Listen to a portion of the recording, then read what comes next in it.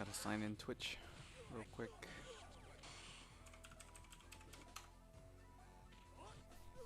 Shouldn't you be asleep? Anyway, isn't it like 7 a.m. over there in Spain? Portugal? One of the two?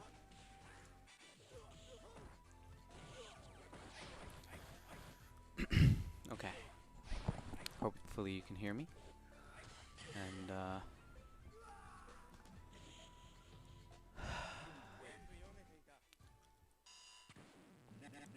so I have the match up. And, I looked through bits and pieces of it.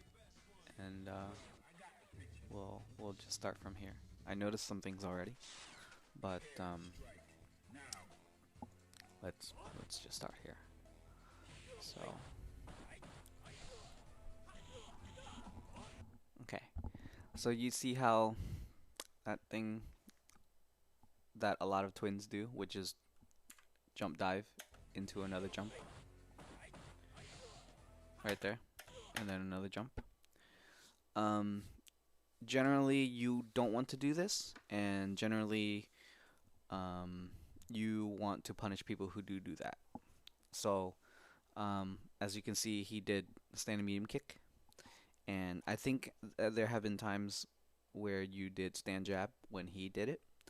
Um, and I mean, it's an okay response, but not that great. Uh, but instead of jumping again, you should, well, I guess since this is the first exchange, it's okay. But generally speaking, for characters like not Hugo, you don't have to be too scared to jump back again. So, and plus when you jump, you can lose to things like stand medium kick pretty easily. So instead, what you should do is after your dive kick, just input a parry. Whether you go high or low depends on the character. In this case, um, it's not that common to low forward mantis when you're Yang and a twins jumps, right? Usually you hit a high button because you're standing most of the time. So if you are Yang here, if you are the dive kicker, you should just parry high and kind of keep a mental note on what they do. Sometimes you might get thrown, which is okay. Sometimes you will catch them with a parry, which is what you want. And other times they might short you, okay? Um, or and any number of things can happen. But the point is, when you want to start off with a plan, and that's your default plan, and then you collect information while you carry that plan out, and then you change accordingly. So even if you didn't parry here, you did jump and then you dive kicked and then you jumped, right? And he just hit you with a stand medium kick. So you have to mentally keep a note of that and try it again next time and see if his response changes. You know, this is usually more for like long-term play when you are playing against somebody, you know, in a long set or something, then or just learning their habits over weeks or months or years. That's what you should do. Can you just type something so I know that you can hear me fine and et cetera, before I continue?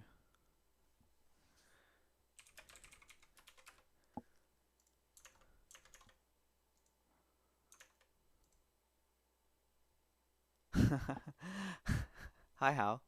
How are you doing? Good job at Denver. I'll see you at I'll see you at DTN, yeah? I think I'll get tagged a lot of double jumps on this set. Okay. And that's fine. No, why? Even Sarah said you can go. You should go. All right. So, continuing on. There's no real rush there to re-enter the exchange. So after he reset you with stand medium or stand heavy, right? Um, take some time to maybe build some meter, and then if he approaches you, then you can contest. but right now you're losing in the health exchange and the meter exchange. So you want to pay attention, closer attention to the game state. You don't have enough meter even for an EX. He has both higher health and EX, so you don't want to be the active engager, because when you go in, you'll have less tools. So that's something to keep in mind because you do walk in right here twice, and there's really no need for that type of aggression. So it's just, build meter and then um, that's fine. Okay. Okay, that's fine. Um, I try not to teleport too often, um, but we'll go on. Okay, so here's one of the first game setting exchanges. You reset him, and then you go in for Zenpo, which is totally fine. But again, just like the stand medium kick that he did, you have to pay attention to this. So you know that he wants to jump after you reset him. So that's something that you have to keep in mind as well. So he jumps. So there's your first stand jab response right there that I mentioned earlier. He dives and then he jumps again, which is again something very common in twins, but because twins don't like to stand in people's faces all that much, so that's why whenever they dive and it's not a dive that they can combo into, then they usually jump again. To counter that, I mean, stand jab is okay, but it's not very good because it resets them, and then you don't really get a lot out of that. Um, and of course, make sure you buffer a parry before you do a stand jab or a stand medium kick or things of that nature. Um, for me personally, stand medium kick is pretty decent, especially if you super jump cancel it.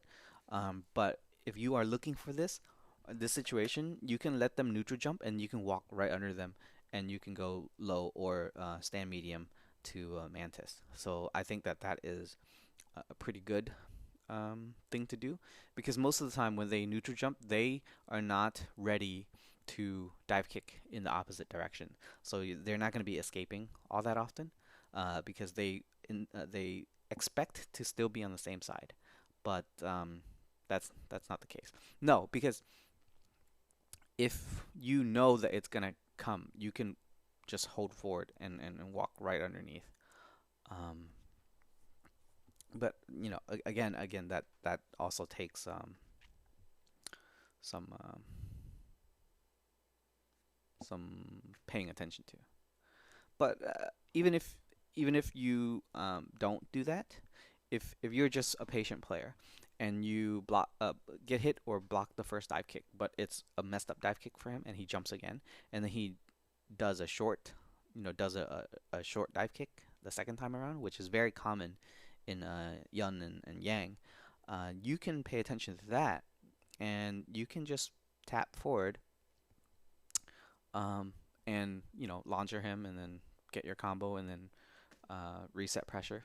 So because they are common situations, you should already know to look out for them.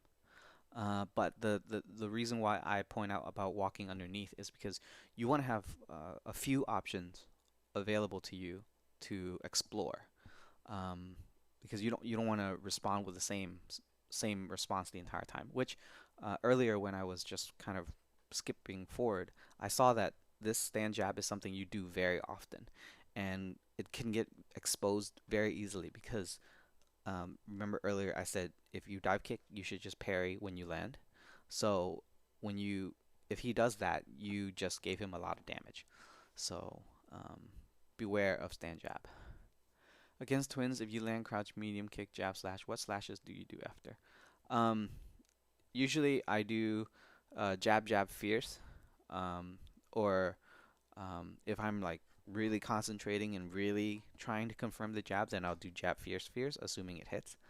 But other than that, uh, yeah, I don't know too much of the implications behind that other than it does a little more damage.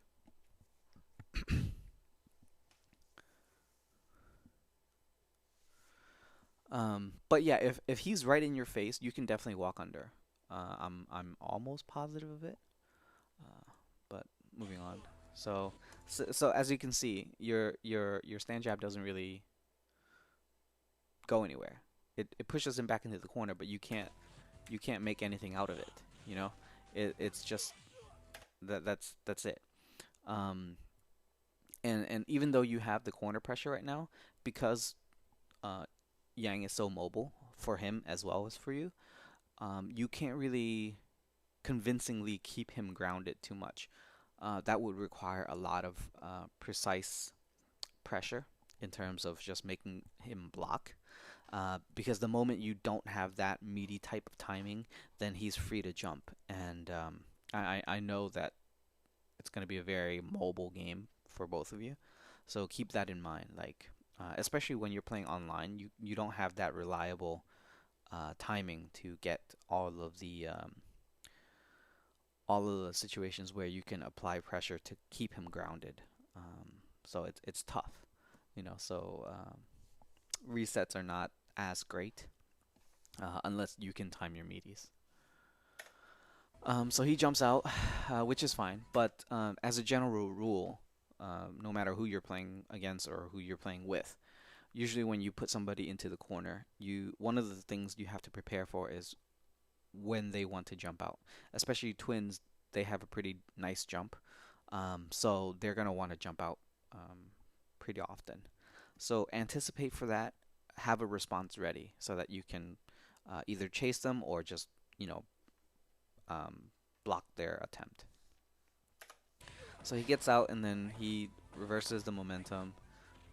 These are pretty good blocks. You kind of have to take the throw. That's fine. I'm gonna assume that's just missed timings. That's another double jump from you, and you should have died there, but he chose to grab. So right here, that's not a good UOH. I'm I want to say I'm somewhat positive that he might be able to punish it. That UOH is just not very well spaced. Um, I think he can definitely like mash grab and maybe low short it.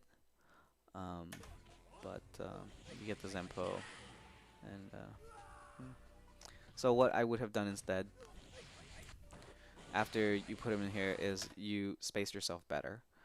You make sure he doesn't get out, and sometimes that can be a situation where you can neutral jump just to make sure he doesn't jump.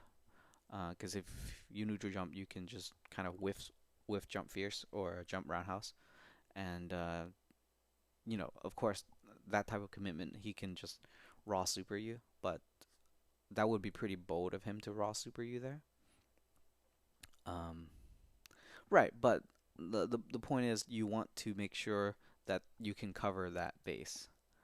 Um, but if you recognize that that is something that he does a lot, then that means you need to meaty him. If he wakes up and he does jump air parry, then you need to meaty him. So either he wakes up jumping or he wakes up blocks and then jumps. And in both cases, you need to explore what you can do to beat those. So you kill him, and then round two is my mouse. Okay, no mouse.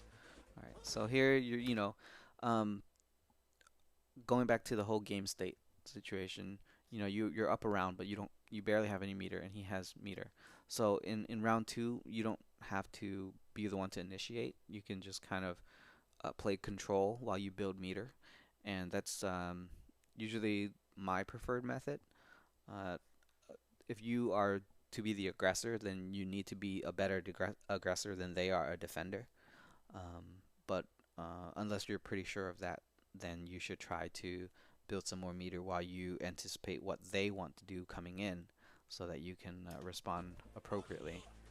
Um, okay, so I would just build more meter here.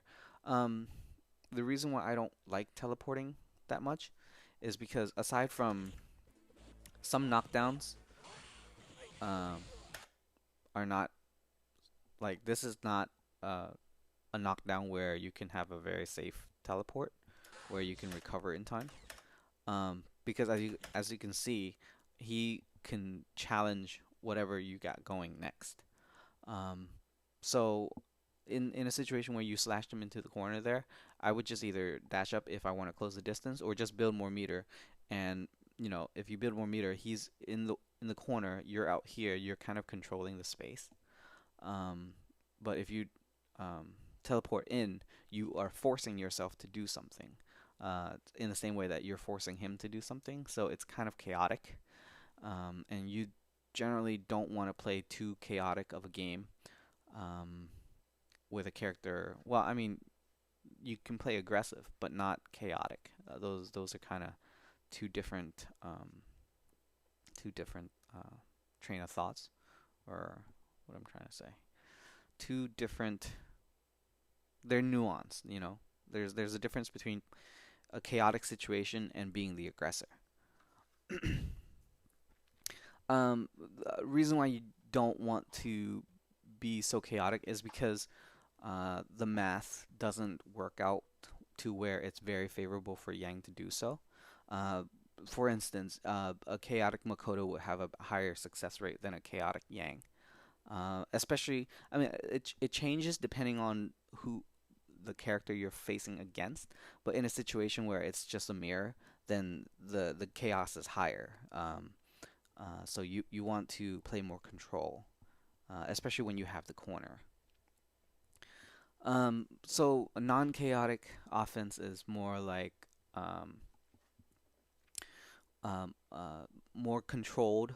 Uh, Rhythmically, you want to have more pausing so that you can either make them kind of not sure what you're gonna do next, or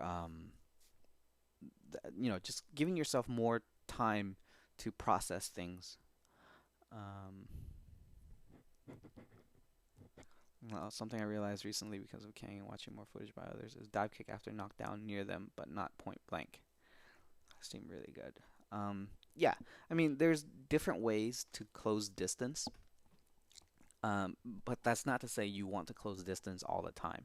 Again, you have to pay attention to the game state, which one of you has corner control, which one of you has higher life meter, etc., before you decide this is what you want to do.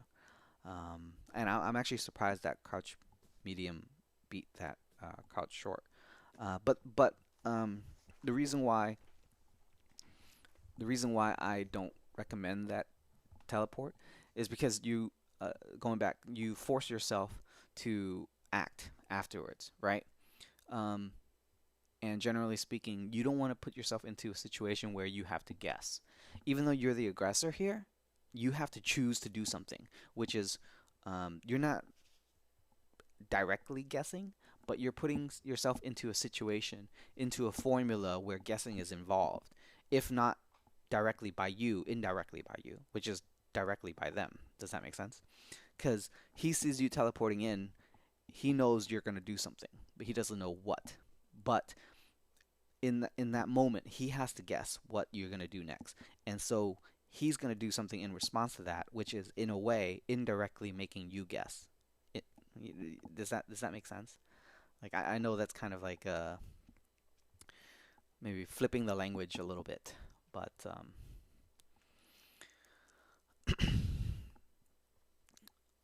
yeah, the frame advantage is not great, and you force yourself to act afterwards, which is also not great.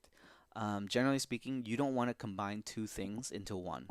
So in this case, it's the same, like like take for instance when Ken does dash throw or dash low forward, right?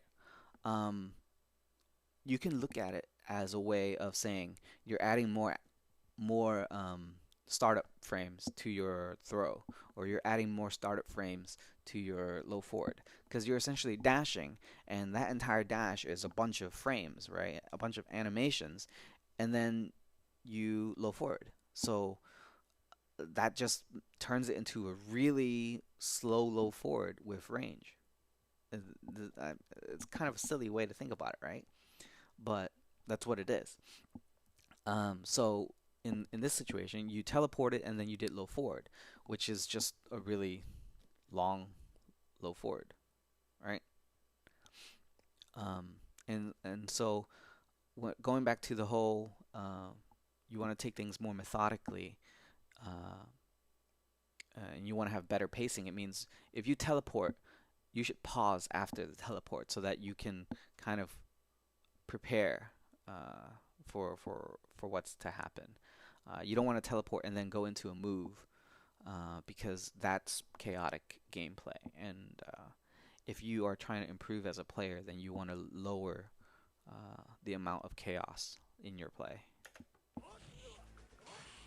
So you parried on the reset, not quite exactly on the reset.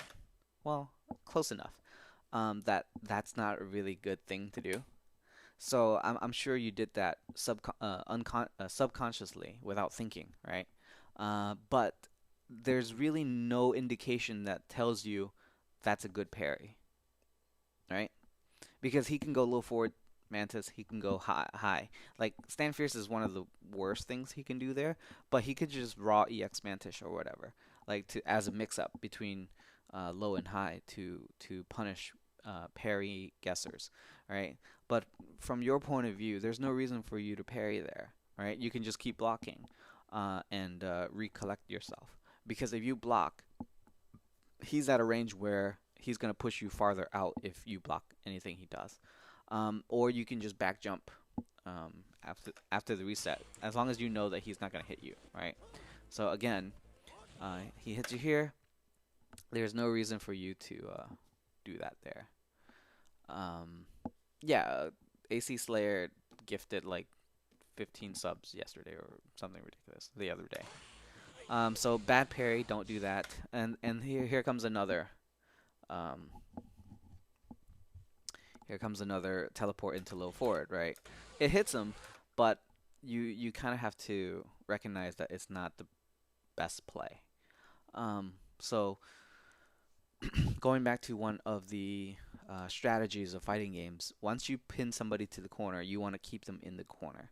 The more you engage in that, the more chances you give him of escaping. Does that make sense? Because you teleported and then you low forwarded, that gives him the window of opportunity to parry or do a number of things to challenge you. Whereas suppose you I don't know what it was that you pushed them into the corner. Oh, okay. So you slashed them into the corner, right? He's pretty much in the corner. You can stay around this. Oh, maybe I need to 1 second. Let me put my cursor back so that you can see when I point. Okay, so I'm using my mouse cursor right now. You can just stay in this range and just make him like even though it's not that wide of a gap, right? You have the advantage right now. Not the meter advantage, but you certainly have the health advantage and you have the positional advantage. So if you stay around here and kind of, because he has to work his way out, right? If he has to work his way out, you can you can you know uh, react to those because you're the one that's in a passive position, in a reactive position. Whereas if you if you teleport in, you are forcing an exchange, and what happens is he has the opportunity of getting out easier because you forced that exchange. Whereas if you kept him into the corner and did not engage, you give him less opportunities. He has to make the opportunity present itself. Does that make sense? Like that's a dynamic that you should kind of think more about in terms of the exchanges in Third Strike. You know, let me change my what day is today? July 1st. Okay, I forgot to change my analyzing game Yang gameplay with Cartola. Okay.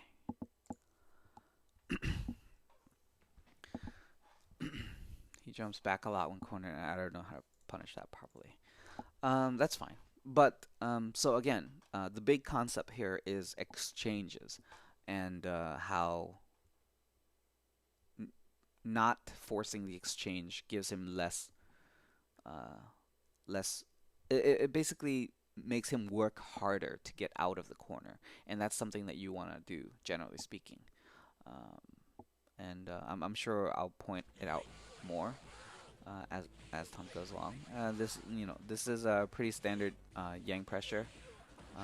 So that I think you tried to backdash there, which is good.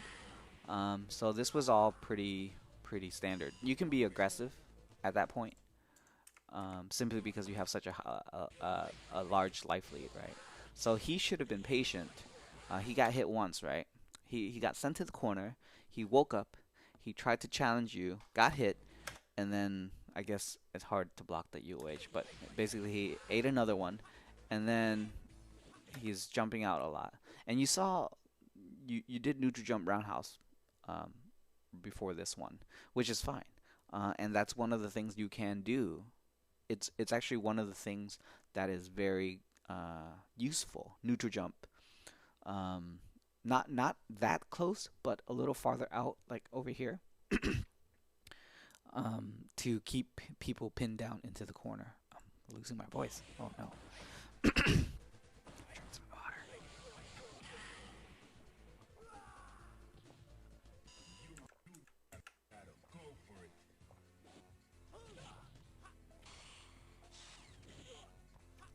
Get better punishes. Don't continue with your slashes.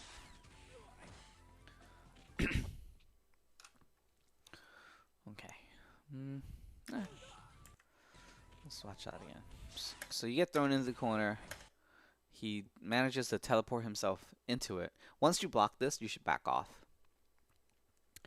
Um, because he's gonna want to come out of the corner. Is the first thing.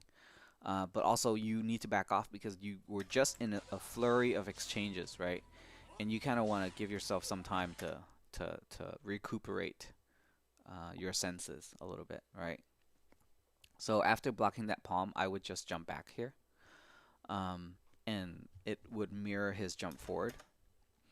But if you don't jump back, what are you doing while you are here? You just block palm. What are you gonna do next? Like generally speaking, what do you do? Because you don't really anti-air him. I mean, you just came out of a block stun animation. You're not really able to do anything, so you should be paying attention to him, which means you should be able to recognize that jump that he just did, but you didn't counter it, right? Other thing is that you can it helps you because you are aided by the fact that he just got put into the corner after putting you into the corner. So it was a mistake on his part. And one of the very instinctive responses that somebody in his position would be to jump. So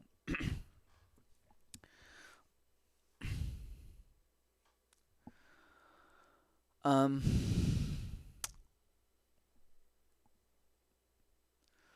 the if you are responding to a jump, parry block option select is not the way to go about it. Generally speaking, general rule, the person who is jumping is at a disadvantage, right? They're at a disadvantage because they can only parry after this point. Once they commit to a jump, all they can do is parry or attack. The person who's defending has the advantage because they still have every option available to them.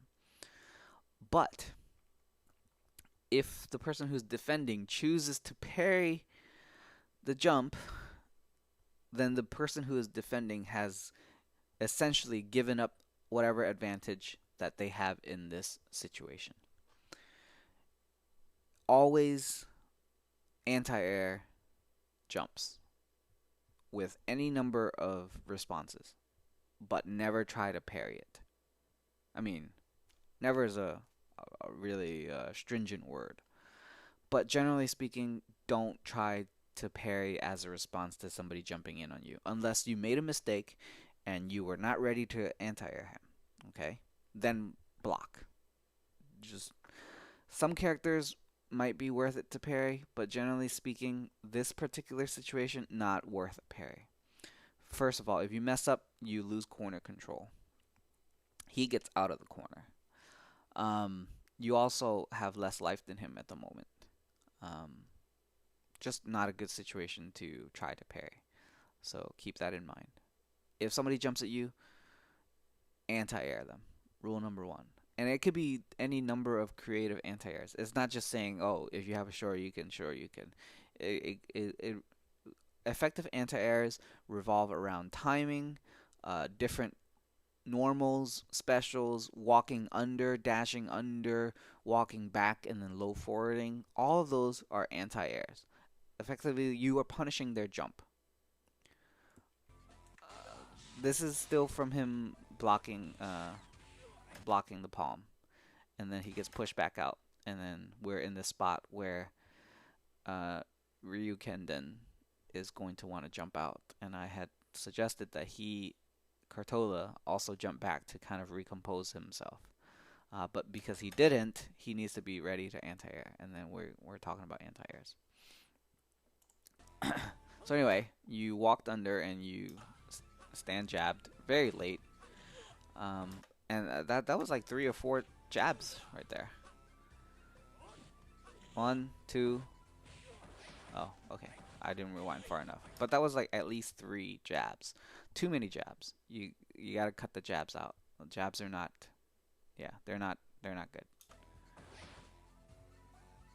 So here you see how you're kind of like standing in the face of adversity right here. You have to recognize that you're behind in life. Okay, so he gave you a moment's rest right here. Okay, so you tried to fight back, but then you have to recognize one more exchange and you're likely gonna die. Right? He has a lot of life. Um, I would kind of run away a little bit first before I move forward, because you're moving forward. Um, oh, okay. So the thing with I'm sure part of that was not in your control, but if you parry, you need to punish properly. So keep that in mind. Just get rid of jabs. Jabs are not good. The only I try to use jabs to combo EX Mantis Slash, and that's most of my jab usage. Um, okay, that's good. Alright, so that jump fierce was kind of weird. Um, Mainly because Yang doesn't jump fierce, but you're too close for it. You did it super early, so I guess you did it because you expected him to jump. In which case there are better responses. You can neutral jump fierce. You can neutral jump roundhouse. Don't jump in to the corner. If you want to jump in, I don't recommend you jumping unless you're like back out here. You see it? Because if you jump here, he can't walk under you under any circumstances. If you jump here, you can still land jump medium kick and then combo that into short into EX. If you jump, if you start your jump here, he can walk under you. He can dash under you. You also lose the teleport. Um, is where you jump is important.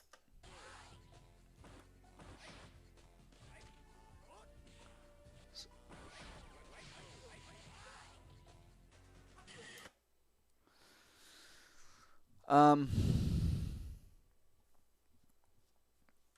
this is not the best strategy right here. So you managed to even it up, right?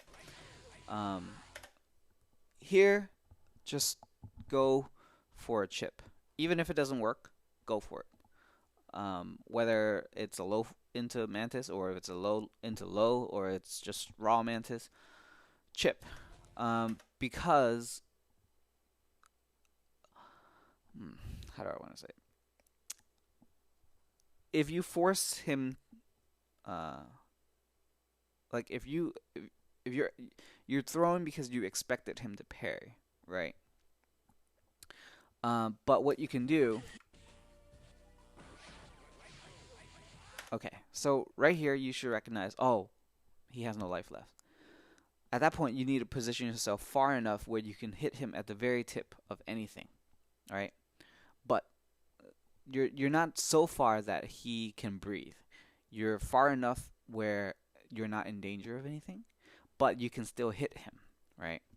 Um, Basically max range, crouch forward range around there, or you can mantis. Like if you low forward from max range and then you did roll kick, that is the different timing than if you were closer to him and you did low forward into roll kick or mantis, right? Um, but if you don't meaty him, he gets to jump, and then you kind of leave it up to chance, you know. Um, but walking in to throw is just not good because in order to throw, you need to be in range. If you are in range, then you are in danger, more so than when you're not in range. So don't try to throw as a chip situation unless you can afford to take a hit, but you can't there. So just go for a chip.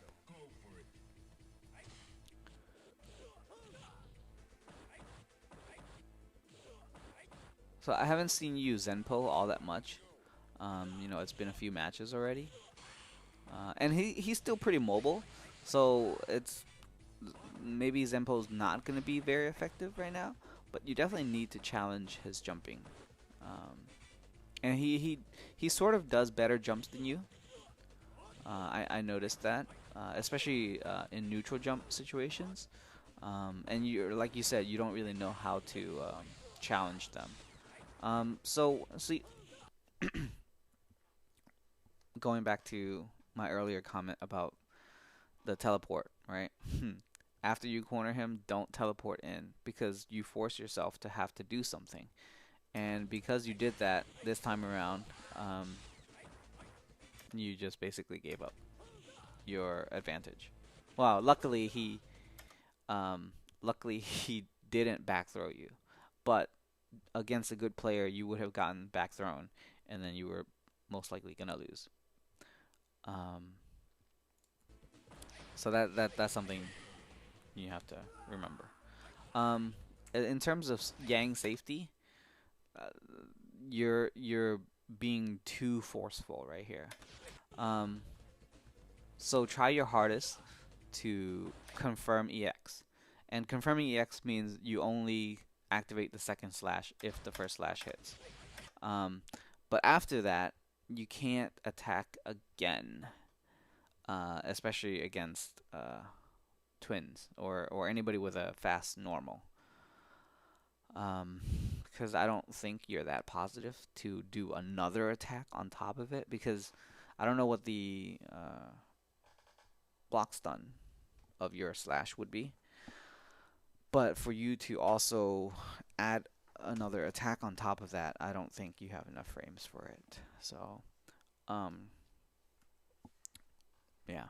So this goes back to the whole pacing idea. Your EX slash. You did EX, it got blocked, and then you went for another EX. Like that's not the whole chaining two moves into one just introduces a lot of more time for you to get hit out of it. You try to take each move individually and give yourself time and parry and block and in between your moves. You don't want to chain moves together, especially because your opponent is not scared to fight back.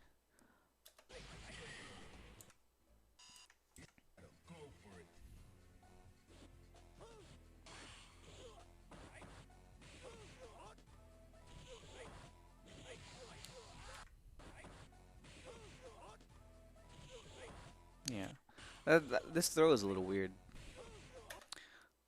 So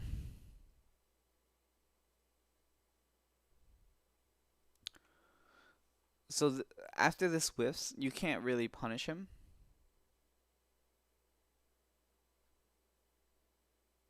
What's the startup of the next EX Mantis?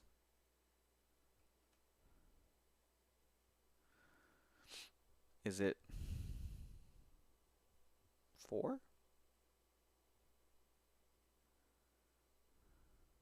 I'm sure it does, Yuki. Hmm. I don't know. Either way, that might be acceptable against maybe Ryu and Chun, but as a general rule, don't chain your moves. Uh, th- uh, Even if you could throw here, it's not the right approach. Um, it's just too slow, and you leave yourself too vulnerable. Um,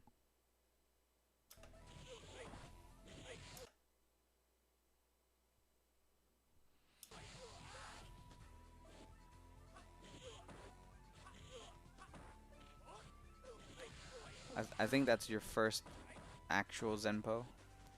See, this pacing's good. You know how I'd say don't chain stuff? Like after you did that slash, you blocked, and then you waited, right? And then you did something else.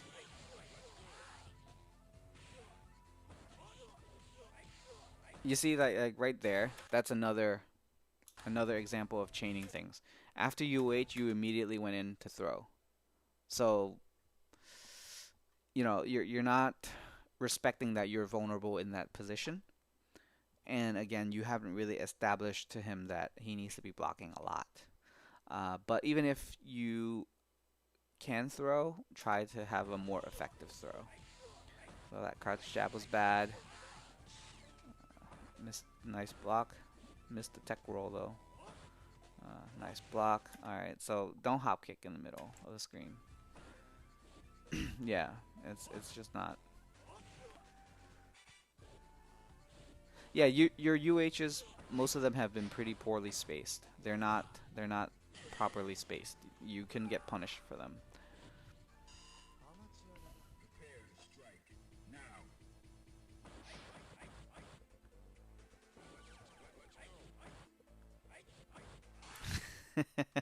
That's not that's not a that's not a good reason to do something.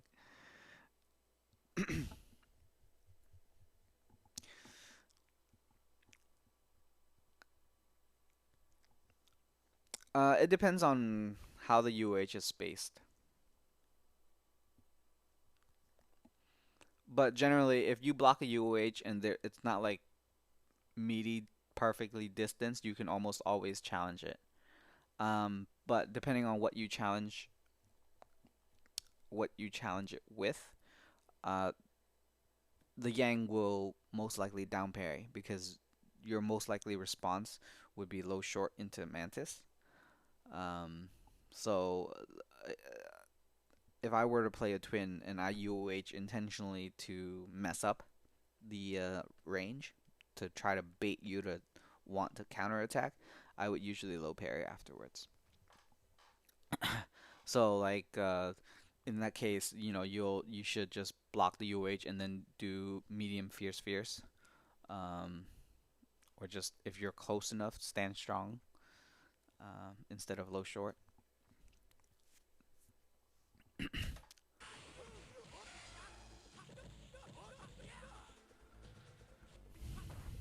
Nice block.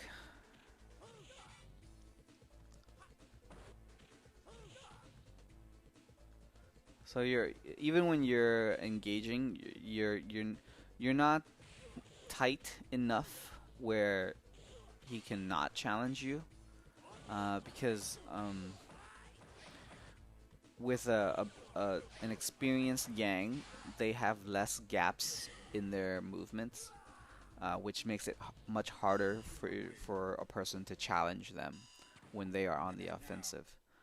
When you are challenging him when you are mounting the offense, there are a lot of holes in your offense, which means that he can challenge more with a higher success rate. So outside of saying, work on your spacing better, work on your timing better, work on your combos better. I don't really have additional advice there. But if you're going to be aggressive, then you need to make sure you have not many gaps um, in your aggression.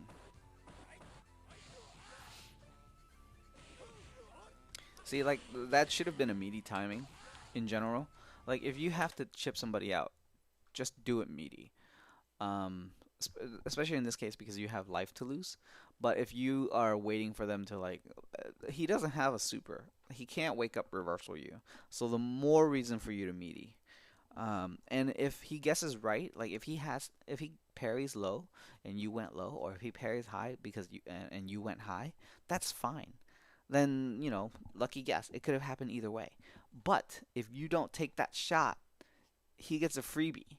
Like he doesn't have to worry about it. So it's better for you to make him worry about it than for you to say, "Here, you get a pass. You can wake up without me hitting you." So remember that. If you have to chip, especially as Yang, just meaty them. Too many jabs. Not that good. Alright, why did you get hit there? Okay, so you just misgauged the dive kick, I guess. So double jump. Okay, that's fine. I don't know why you're shuffling and then getting hit. Um, so practice your ranges. I don't really like this range in general. When you are more advanced, then this range is fine because then because you need to be in this range in order to open them up with Zenpo or just throw. But because he's an aggressive defender, and because you are not proficient enough in your offense, I would suggest you space yourself a little farther back and just working on your getting your meaty timings down, and kind of maybe even doing palms at this farther range so that you can catch him if he decides to jump or hit a button. Because it should hit him if he jumps towards you. But experiment. This is too close for your level of Yang. Does that make sense? Because in terms of trying to improve, you got to work on. It goes back to that whole chaotic gameplay situation because um, the closer you are to somebody, the more chaos potential there is. The farther you are away, like if you guys are both at the opposite sides of the screen, there's very little chaos because you guys can't really engage, right? The closer you're together, there's more chaos. So don't be too close. You want to, yeah, I don't know why you got hit there, but you wouldn't have gotten hit there if you had been farther back. Yeah, this is not really a good response to him palming. So he palmed. As a Yang right here, and I palm, or a Yun and I palm, I will almost always parry forward. Parry forward. So this is not a punish. This only works if he decides to low forward right after the palm. But he's not gonna low forward right after the palm because it wouldn't hit you. Um, it's too far out. So your EX slash is not a good response. Um, like if you played against me, you will always get parried there. Because Yang can't really do anything but EX slash there. I mean, you could throw out a low roundhouse to hit, but if I have to, if I was him and I had to worry about EX slash versus low roundhouse, I will parry high every time because the reward for parrying high is much greater than the reward for parrying low.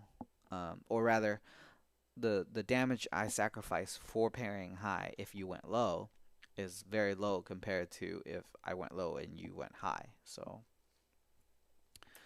keep that in mind. So don't EX slash after he mantises, or don't EX mantis after he palms and you block.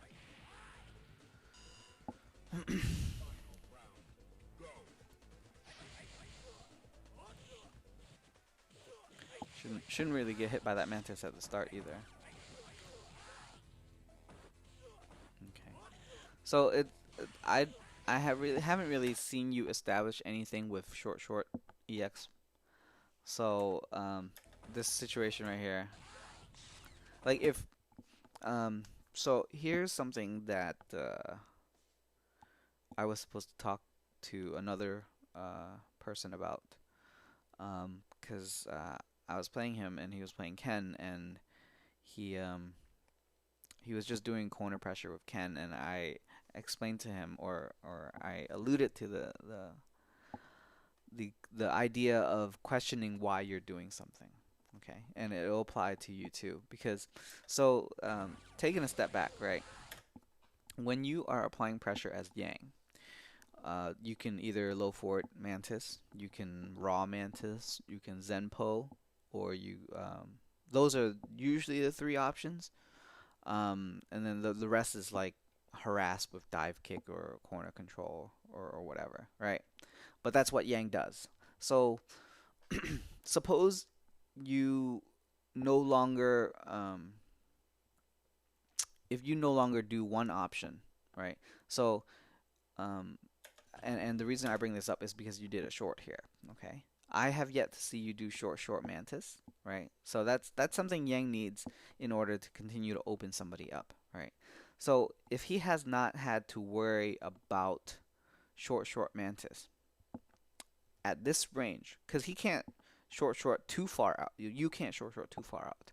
So you have to be closer to short. But if you're closer and you have not done any shorts, he doesn't really have too much of a reason, not enough of a reason, to block low, right? He can challenge you high more. Of course, you can go in and low forward Mantis, right? But that will make a little less sense, because if you want to low forward Mantis, you can low forward Mantis from a farther position and be a little safer. For you to come in here, that means that, through deductive logic, you're not gonna low forward Mantis. So that means if you are in his face, you're gonna be hitting high more often than not, right? Um, but you can't do that. You have to train people to expect all of the options, right? Including short. And if you can't, if it doesn't, if you can't do it, you gotta practice in order to do it, because that's one of Yang's really good tools. Um, um, but this is too close for a low short tick throw. You can do this farther out. Uh, but what I'm getting at is, and it's fine. I understand he likes to jump a lot, so doing this right here can keep him grounded. But as you can see, he fought back in different ways. He crouch jabbed you right after you did it. So in that case, you need to input parries. Do you input parries on your offense? Like, you need to be able to input parry. Like, if you're not confirming low short, and you go in for a low short, it should be a low short parry, because you're not really convincing them that they need to keep blocking. Does that make sense? Yeah. So as you get higher levels of third strike play, you'll have to incorporate a lot of option parries on your offense. Um, Whether it's a low parry or a high parry um, depends on what kind of options your opponent has. In this case, you can high or low against um, crouch jab, but generally speaking, I would low parry a little more than I would high parry, because you can catch their low short, low forward, and the only highs that they have are medium punch, heavy punch. Because if you are not close enough, then only medium punch, heavy punch will hit, right? Nobody is going to be in a defensive position with you walking in and then they immediately go into EX band to slash, right? That almost rarely ever happens. Um, but I do sometimes have to doing LP method on block to catch jab mashing. But see, that's the thing. You should incorporate that into all ticks, all of your ticks. Any type of tick you have, incorporate a parry afterwards. Um, yeah, but going back to the earlier comment about questioning why you do something, um, you have to question yourself. Why am I doing this, right? And really try to answer that question as best as you can, because you'll often find times where you do something because you feel like it's the right thing to do, or you've seen it is the right thing to do, or you've seen it done so often that you think that's what should be done, but you don't really answer it yourself. And you really need to answer things yourself, in order to uh, have more compelling gameplay. And it's not just answering it with a one sentence answer. You need to think about all of the other possible situations in that exact situation, all the possible alternatives, and kind of average them out and see whether or not it's a net positive or a net negative. You know, you don't want to, like, against, like, for instance, Ken, right? One of the things Ken does on when he has corner control is he'll just do strong fierce and confirm show you, right? Against his opponent. But I mean, if you just assume the opponent's going to block all the time, should the Ken continue doing strong fierce? No, because it doesn't really do anything for him. It's never going to land any damage because the opponent's not going to not block. So then the Ken has to do other things, right? Um, but why do strong fierce? What makes you believe strong fierce is going to hit there in general, right? Why do it in the first place? Um, and I feel like most Kens won't really have an answer prepared for that, right? Why do anything you do? You get what I'm saying? You should have an answer prepared for any number of things that you have been doing on screen. Like if I asked you, why do you teleport? Because I've already raised all the the bad points about teleporting into low forward, right? But if I had asked you first, why do you teleport there? You would probably say, oh, well, I want to close the distance, and then continuing onwards. But after careful analysis, that teleport might not be as good of a decision as you think it would be. Um, Sort of, things like that. Like, why does Ken do a short short if he doesn't have super? Things of that nature.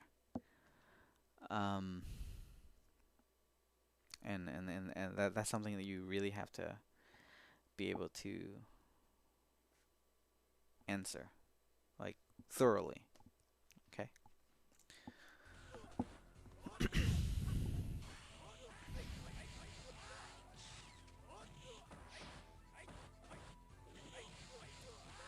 So that's a bad challenge. You see, he's not really in a range where you can jab him. So if you look at his offense from here on, he never gets in your face, right? Like he's never at a range where you can throw him. You can't match throw here. Um, and that is an example of better spacing for Yang. You never want to be that close to the opponent because, again, going back to the whole chaos thing, right? So, in general, here's how you improve. You maintain a safer distance until you feel that your opponent is now more scared.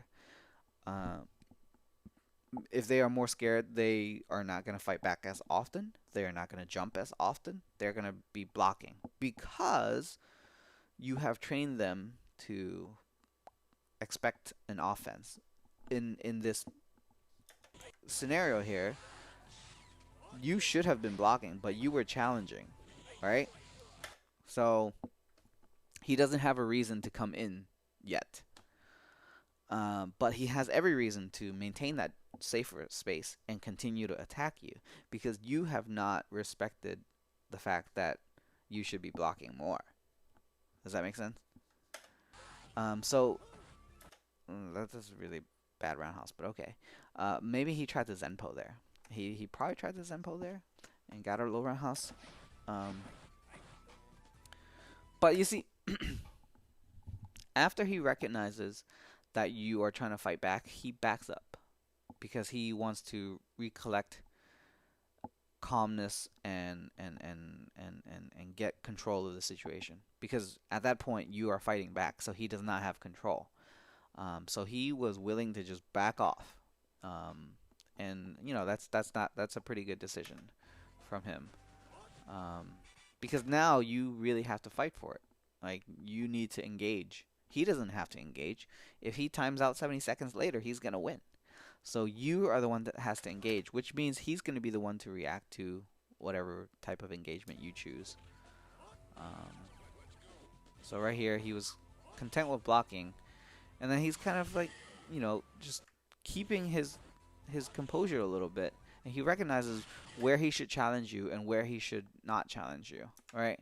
If you look at that entire situation, he's okay with just kind of disrupting your rhythm a little bit, right? So you throw him in the corner, you try to do something, it whiffed, and then he knows he's gonna fight back right here, right? And then once you had that whiff, your momentum is disrupted. So he further disrupts it by attacking you again, right? He went low and then high, and then he backed off. He's like, all right, that's enough, right? So he's not going in for the kill just yet because he knows that you still have to work for it, and he forces you right there to work for it. But he knows that he will parry there because you have to contest. Um, so he has a much more balanced approach than you do, especially in this match, this particular match right there. But so too many hop kicks. They don't do anything, right? So if you go into the risk versus reward for hop kicks, you'll see that either you damage them for however many pixels that's worth, or they parry and you eat a fat combo, or nothing happens. Um, so not hop kicks are not good, especially when you have not forced them to block. Um, and like they don't, they just don't get anywhere. So that jump fierce, you should just cut that out. This one right here. Yeah, you're giving up too much to do it because he could have easily backed through you. Um, he didn't, but he could have.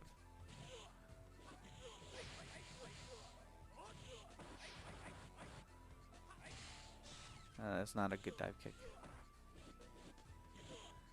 You see, now he's pelting you with highs and lows because you're in a corner, you're at a loss of life, and you gotta get out somehow. So he's just pelting away. This goes back to the whole, if you have to chip, just fucking chip them. If they guess right, that's great. But otherwise, you're playing, the odds are in your favor. So, what time is it? Might have to ghost him. So that teleport is fine. Because you didn't do anything afterwards. It's a short teleport. You didn't like do heavy or medium or whatever. Short teleport, plenty of time to recover, and you don't act right afterwards. So that was a good teleport. Um, badly spaced. Low for it though. Like, all right, so good punish right here. Good range. You see, I feel like that was the first time you baited a throw. I don't know if he was teching. I don't think he was teching. I think he was just trying to throw you. But because of your spacing, you were able to make him whiff, which is good. So you're at a better spacing than you have been previously. But you don't mantis, so that kind of sucks. Another jump fierce. I don't know why you're jump fiercing a lot, or that might be jump medium puncher there. But either way, they're bad. They're bad jumps. Um, you want to corner control, box them in. That does not mean jump in at them. If you're gonna jump, it will be neutral jump, or it'll be back jump to reposition yourself. But don't jump in, because you don't really have a reason to jump in, especially not with jump fierce. You can jump in with medium medium or just dive kick, but a little more deceiving dive kick. Like neutral jump dive kick is one of the worst dive kicks you can do because there's so much time for them to react to it. Like if you see somebody neutral jumping in front of you, either they are going to come down with a dive kick or they don't, right? It's not like they can attack you without the dive kick. So if a twin jumps neutral, dive kicking is the bad decision because your opponent knows that it can only be a dive kick if they're attacking. So it's just a pretty easy high parry. Well, if you want to do that, if you recognize that he likes jumping back a lot, you need to wait for him to jump back before you jump forward. Those jumps are way too early. They don't do anything. And plus, if you want to, let's see, good position. If you're like standing right here and he jumps back, then you wait for him to jump and then you immediately jump hit him. Okay? If you are over here and he jumps back, just let him jump back. Nothing's gonna come of it. If you are standing right here and he jumps back, what's gonna happen? Why do you feel like you need to challenge that? He's still staying in the corner. He's not able to hit you. So why do you feel the need to jump forward with punch? Going back to the comment about questioning yourself why you do something. So why do you jump forward? If he's jumping back, why do you jump forward? Just let him jump back. You're still in the corner. You still have corner control. If you neutral jump at this range and you jump fierce, then if he jumps forward, more often than not, he's going to get hit by your jump fierce because you're just jumping up neutral and then you're jumping fierce. But if you jump forward and you jump fierce, the times where the jump fierce doesn't work out for you happens to be much more damaging than your neutral jump fierce, right? But if he's jumping back here, just let it be. There's no need for you to change that dynamic. You have corner control. If you want to hit him, find a better time to hit him. Because a lot of these, you see his jump fierces are pretty good. But a lot of these situations, your jump fierces, he's not even jumping. So you are trying to contend his jump backs, but he has not been jumping. So the 3 times that I have pointed out your jump fierces, he has always been grounded. So even if you're trying to hit his jump backs, you're not timing it right at all. So just figure that part out. All right, but these jump fierces are not good. So I recommend neutral jumps. And if he does jump back and you want to contest it, if you're right here and he jumps back, then you can jump fierce him. But if you're right here, don't feel the need to jump in. You don't need to jump in at all. Just keep this box. See, I say box them in because this is the box, half of the screen. That's where you want to be. You want them to be on this side of the box, and you want to be on this side of the box. And you just keep them inside the box. That's it. Don't let them jump out. Don't let them walk out. This is the perfect spot to do that. If you're up here, there's a lot less room to be able to do that. So think about that. Okay? If you take away one thing, I hope you take away more than just one thing. But if you take away just one thing, think about corner pressure and how it applies in general. Because you can tell that his pacing has changed, right? Like right here, like I'm not even really paying attention, but I know that you know um, he's much more on the offensive, right? So he's content to block and kind of like pick his spots when he's in the corner and he has to defend. He's not going willy-nilly, right? But once he gets out, then he switches it up, and his pacing is a little better than yours. It just is. Like, look at that. He just creates all that space to continue to make sure that you don't are not able to get out. Right? Look at that. Look at his position. I'm not saying his spacing is great, but it's certainly better right now. Right? He's in. He's applying pressure, and then he steps back out. He's keeping you in this box. And then once he moves back out, he knows when he moves back out, you're going to want to come out with him. Right? But that's why he just does stupid shit like this. Like this hop kick is not a good hop kick, but he knows that because you want to come out, he's going to disrupt you wanting to come out. And then next thing you know, he's back in this position where he can pressure you a little safer than he doesn't want to be in your face. Like, okay, so here's another point I want to draw out. Okay. Hypothetical. You have somebody in the corner, okay? Pretend you're him at the moment. If going back to the whole chaos thing, and if you're far apart, then there's no chaos, and if you're really up close, then there is chaos. I say that his spacing is good because he has not been in throw range once. He doesn't care about throwing because the other things he's doing is already effective, so he doesn't feel the need to change it. But if he gets in on your face, right, and just kind of imagine, forget about strategy, right? If he positions himself right here, suddenly he's at risk of losing that advantage. Fair? It doesn't matter what kind of history he has established or what he has paid attention to you. All you this will work out. This example worked a lot better if you're Urian. All right. If he stands right here, next thing you know, you can just guess parry back throw, and then all of that advantage is gone, completely gone, right? But because he doesn't, well, he did right there because his Mantis whiffed, but he will not put himself into a position where you can throw him, right? And that's what you have to, like, in terms of Yang spacing, you wanna be able to space yourself better like that.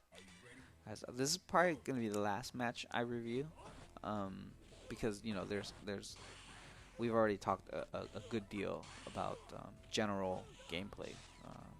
So again, so here's the thing. Going back to teleport, this wasn't a bad teleport, but what I'm trying to say is what came out of that teleport? Really nothing, right? You didn't do anything other than back up. And crouch jab to reset, no good. If you parry, punish. Parry, punish. Big punish. Otherwise, don't parry. If you risk parrying, because parrying has a risk. Like, if you fail, if you mistime it, if you parry wrong, you take damage. So, when you get the parry right, you need to come out with a bigger reward than what you risked. So, crouch jab is not it. Alright? Like, that should have been a walk into stand strong in Mantis or something. So this teleport, and you could have very well just built meter. There's no reason for you to teleport in just to back out, just to jump back in. Right? That's what you did. You teleported, and then you walk back out, and then you jump back in. So think about that. Don't do it out of habit. You gotta have a good reason to do something. All right.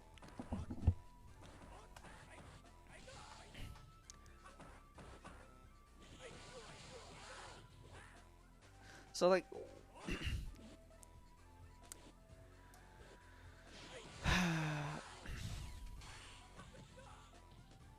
it seems like he's willing to jump when you are in his face. But if you're not in his face, he doesn't need to jump, which makes sense, you know. Well, I don't know why you get hit by that, but see, you see his pacing. Just look at his pacing right there. He does two low forwards, and then he pauses. He waits for you. That's what you gotta be able to do.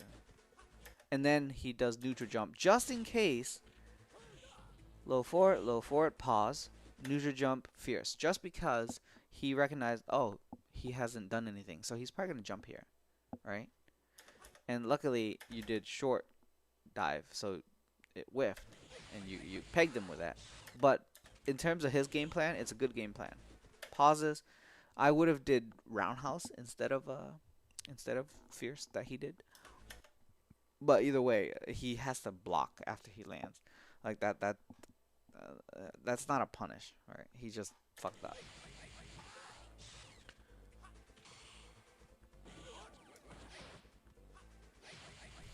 All right, that's good. So you see, when you get close to him, right? You get close here, but you mistime it, so he's able to jump freely. So here's a situation where he back jumped, but you didn't attack him at all. Like you could have challenged that jump.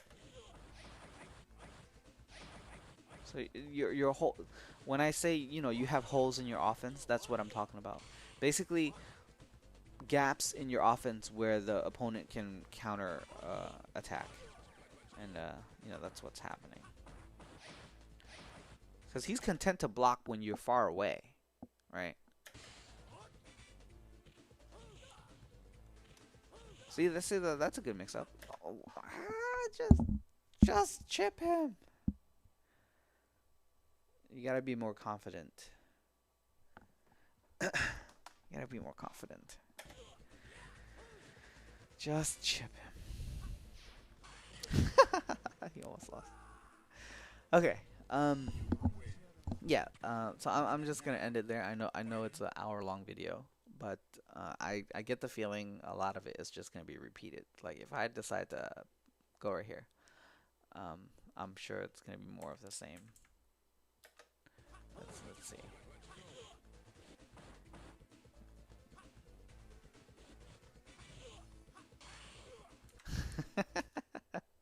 Parry jab. Stop that. Punish. Or don't parry. Punish or don't parry. Parry jab. Okay, that was the same one. Alright. You finally got the Zenpo on reset. Almost every other situation he jumped back, but you got it there. Alright, see. He's better at knowing what you're about to do and trying to disrupt you before you get to do it. Right.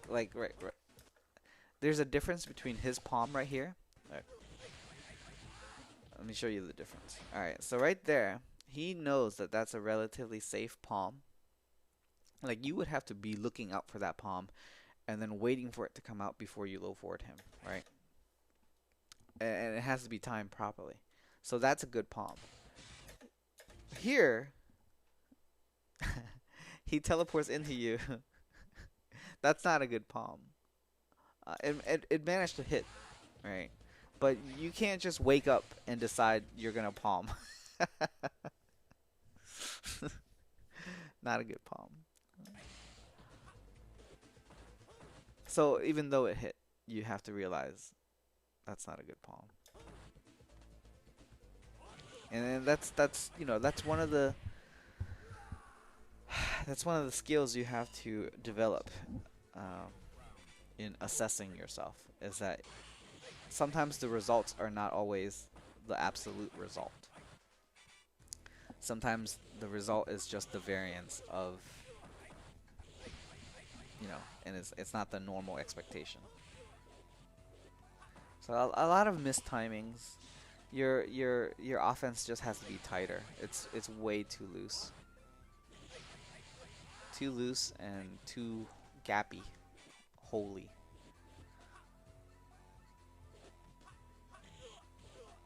And too many jabs.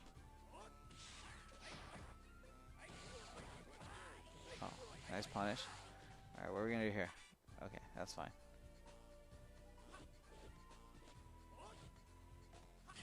Oh, yes. Appropriate response. You see how you both jumped and then you came out with the right button. All right.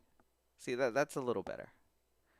I don't know if you would have done that had he not jumped, or I don't know if that was just a messed up dive kick, a roundhouse dive kick.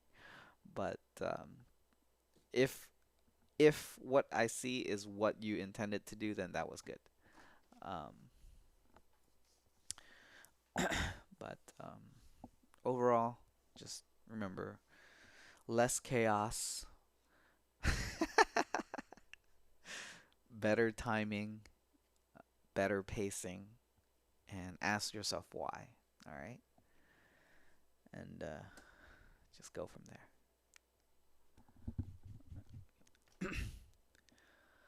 But other than that, just keep playing. Don't be discouraged just because, you win or you lose. None of that matters in the long run. You just become better, and the results will show themselves.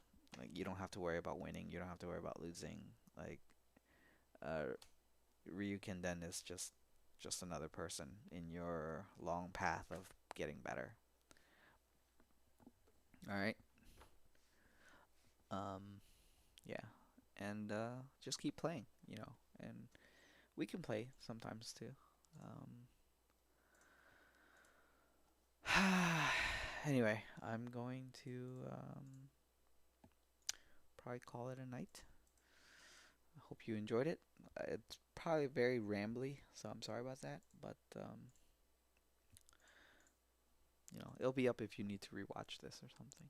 You know, it's not as precise as or as succinct of an analysis or a explanation, but hopefully you're able to get bits and pieces out of it. Okay. Do I want to play or do I want to? I'll see. Either way, I'll actually let me check Xbox Live. And actually no, I'm not gonna play. Um, I'll probably stream again in a day or two. You guys have a lovely night.